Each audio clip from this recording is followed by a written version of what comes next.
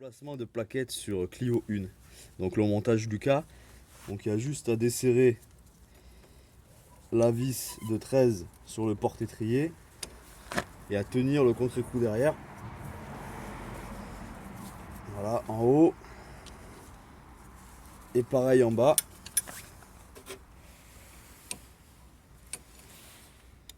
C'est du 13 et du 17. Voilà.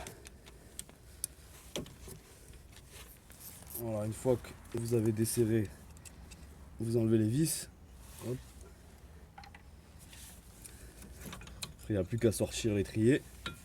Donc il faudra repousser le piston avec par exemple un serre-joint ou voilà, ou même il y a des appareils exprès. Donc là, on voit bien l'usure des plaquettes comparé à une neuve, la différence. Donc on voit vraiment la différence, très usée, presque sur le métal. Après il faut regarder donc l'usure des disques. Donc on peut mesurer la cote. Là on le sent avec les mains qu'il y a largement de quoi faire pour un nouveau jeu de plaquettes. Donc quand on est là aussi, vous pouvez vérifier les flexibles de frein de chaque côté, les rotules, les cardans, les triangles, un petit peu tout ce que vous voyez pour vous assurer que le véhicule est sain. Voilà, donc pour repousser le piston, si vous n'avez pas d'outils, l'idéal, une planche de bois, un serre-joint, on serre jusqu'à rentrer le piston.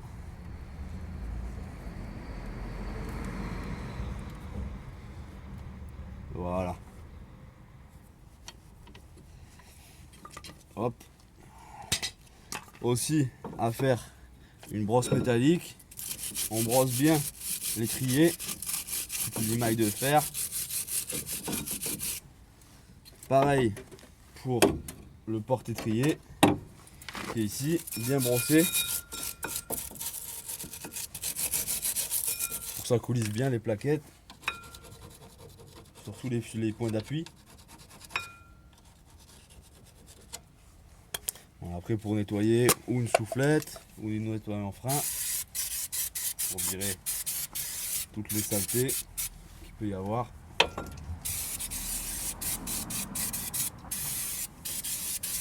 Plaquette neuve, on peut faire un petit coup histoire d'amorcer un peu. Voilà. Donc là on voit vraiment la différence d'usure, c'est flagrant. Donc il y en a qui ont les contacteurs de témoins d'usure. Donc il suffit de le mettre sur la plaquette et de raccorder le câble. Là on a les vis qui sont livrées avec du Loctite, donc il n'y a plus qu'à mettre le frein filet si vous préférez. Et donc ceux qui n'ont pas les vis livrées, il suffit de mettre sur la vis en grattant l'ancienne. Vous grattez, vous frottez, vous mettez un petit peu de Loctite pour pas que ça vienne à se desserrer avec la route. Donc, on peut mettre de la graisse cuivrée sur les surfaces d'appui de chaque côté, comme là, ici, pour que les plaquettes coulissent mieux. Donc pour les poser c'est simple. Hop, juste à poser comme ça. Donc là, de toute façon, l'étrier viendra appuyer sur la graffe pour toujours qu'elle soit bien appuyée. Pareil de ce côté. Voilà. Donc ensuite, quand on a bien regardé qu'il n'y ait pas de problème, on prend l'étrier. Quand on a repoussé le piston, ça va tout seul.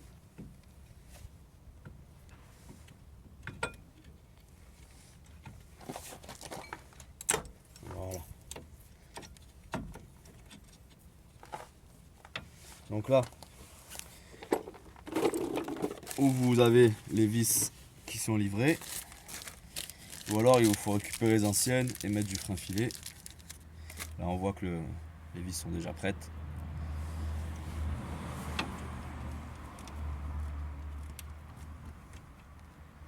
Donc là, hop, vous mettez la première, mais la seconde, pour que ce soit bien en face.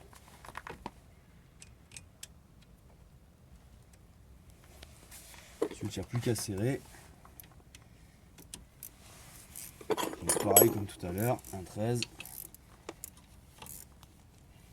et le 17 pour le contre-écrou. y aller modérément. Donc une première fois. Voilà. Et ensuite, on va faire en bas avant de bien bloquer avec une brosse.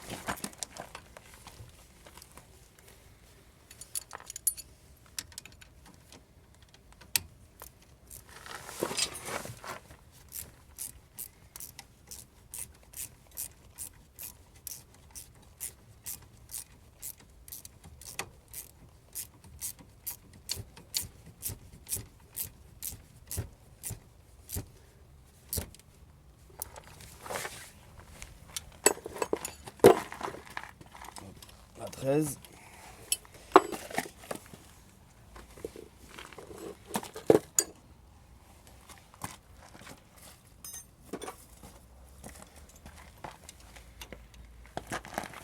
Le 17.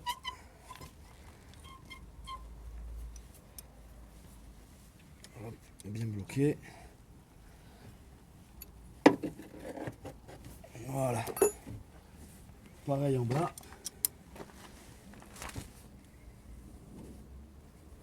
Voilà. Voilà, ensuite, une fois que vous avez fait ça, vous avez juste à remonter la roue. Vous pouvez éventuellement mettre de la graisse un petit peu sur les 4 écrous. Ensuite, l'opération elle est à répéter de l'autre côté.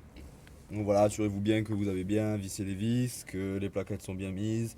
Essayez de faire du propre pour que les plaquettes coulissent mieux. Et vérifiez voilà, les disques qui ne soient pas hors cote ou qui ne soient pas usés bizarrement d'un côté ou de l'autre, qui ne soient pas usés réguliers.